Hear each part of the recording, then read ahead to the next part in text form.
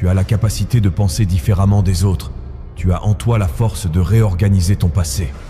Change ta façon de voir le monde.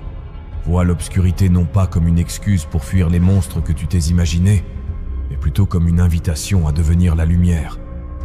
Souviens-toi que la meilleure façon d'être plus, c'est d'avoir le courage de te mettre au pied du mur. Tu n'auras jamais envie de le faire sur le moment. Il n'y aura jamais de moment parfait.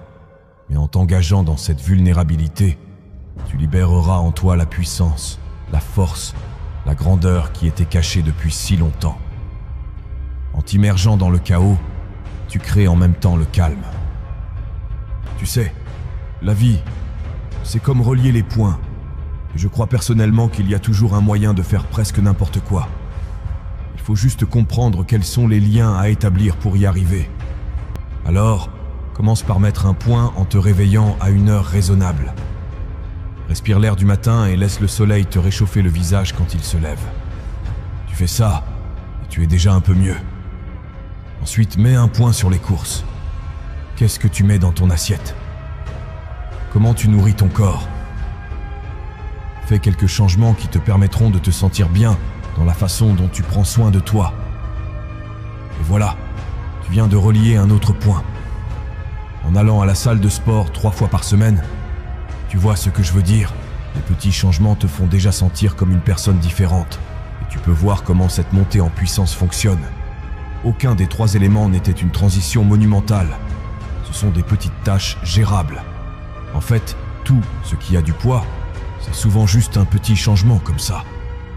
Parfois, c'est difficile de le voir, surtout quand tu es frustré, que tu regardes ce que tu n'as pas, que tu te compares aux autres, quand tout ce que tu vois, c'est le delta, ou l'écart entre où tu es et où tu veux être.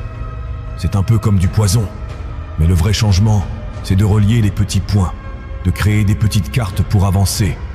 Il faut être constant mais patient, s'attendre à plus de soi-même tout en se faisant aussi un peu de douceur et de bienveillance pendant le parcours. C'est de ce point de vue qu'on réalise qu'on a déjà tout ce qu'il faut. Peu importe l'objectif ou le rêve, tu as exactement ce qu'il faut pour réussir. Pourquoi? Parce que tu as tout ce qu'il te faut pour relier ce prochain point. Si seulement on arrêtait de perdre du temps à regarder en arrière, à rêver et à courir après des choses qu'on pense résoudre nos problèmes. En réalité, on traîne avec la solution tous les jours.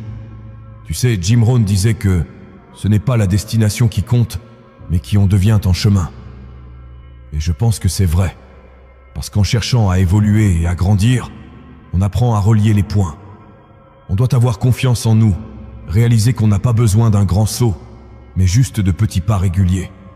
On est bien plus capable de ça qu'on ne le pense. Alors comprends cette étrange dichotomie de penser à la fois grand et petit. Il faut rêver grand, sinon à quoi bon? Rêver grand, ça te pousse à te poser des grandes questions, ça t'oblige à t'organiser et à te réorganiser jusqu'à ce que tu évolues. Mais quand on se laisse emporter par le résultat final, on oublie comment y arriver. Tu ne te transportes pas à la grandeur d'un coup. Non, tu suis cette feuille de route avec des étapes régulières. Tu te connectes aux petites choses qui sont facilement réalisables. Elles sont la clé. Des résultats qui dépassent les attentes et qui changent la donne.